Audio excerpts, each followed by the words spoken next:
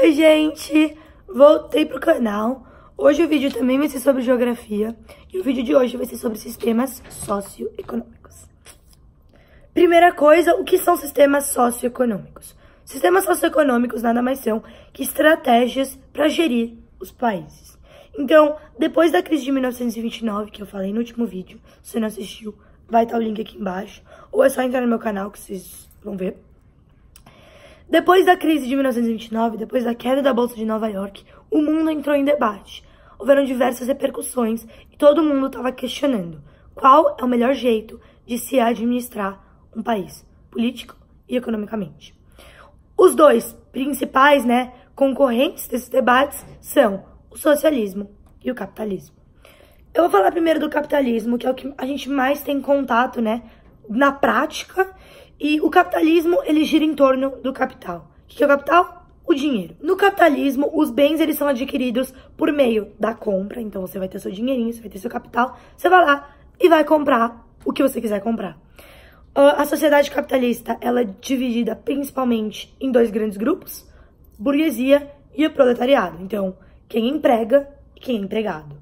Quem emprega, que seria a burguesia, são aqueles que têm os meios de produção. E quem é o empregado é quem vende a sua força de trabalho em troca do capital.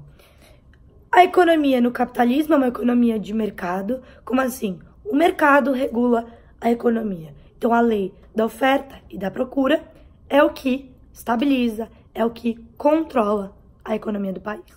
Além disso, no sistema capitalista, as pessoas acabam sendo propriedade privadas. Como assim? Como eu já disse, o proletariado, ele vai vender sua mão de obra. Então, a gente pode ser adquirido pela compra. Então, as pessoas, elas vão pagar pra gente nosso salário e a gente vai vender nossa mão de obra. Então, no capitalismo, a gente considera até as pessoas como propriedades. Quando a gente fala de capitalismo, a gente tem que lembrar das fases do capitalismo. Primeira fase do capitalismo foi no século XVI e a fase comercial. Por que comercial? Porque é a fase em que há a retomada das atividades comerciais depois do feudalismo. Então, teve um período feudal, volta a ter o comércio. Quando volta a ter o comércio, a gente tem a primeira fase do capitalismo, que é a fase comercial. Segunda fase do capitalismo é a fase industrial. A fase industrial, ela começa no século XVIII, então ela começa com as industrializações. A primeira industrialização é a da Inglaterra. Então, os países começam a se industrializar, começa a aumentar o número de mercadoria, o número de trabalhador, o número de capital circulante. Então, tudo aumenta. Então, a fase industrial, ela é marcada pelo aumento, pelo desenvolvimento do capitalismo e do comércio. A terceira fase do capitalismo é o capitalismo financeiro, que é o que a gente está vivendo hoje. O que é o capitalismo financeiro? O capitalismo financeiro, ele é marcado pelos bancos e pela ação bancária. Atualmente, os bancos, eles têm grande poder na economia. E é isso que caracteriza o capitalismo financeiro. Então, basicamente, nessa fase, o protagonista deixa de ser o setor comercial e passa a ser os bancos, o setor financeiro, porque eles começam a conseguir acelerar a economia por meio de créditos e investimentos. Agora, vamos falar do socialismo, que é a nossa segunda estratégia de administração.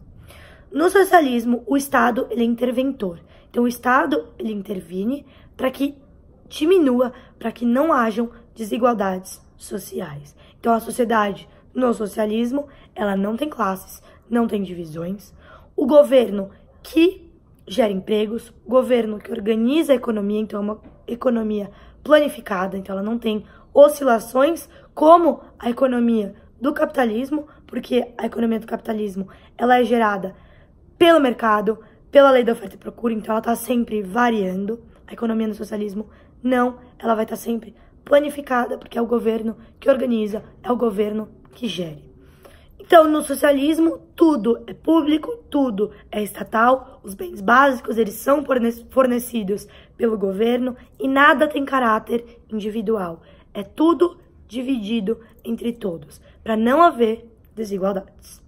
Então, eu falei do capitalismo, eu falei do socialismo, e o que me resta falar são as visões intermediárias. Então, tinha gente que estava de um lado do debate, tinha gente que estava do outro, e tinha gente que falava, não, gente, a gente precisa de um governo que seja intermediário, que seja balanceado.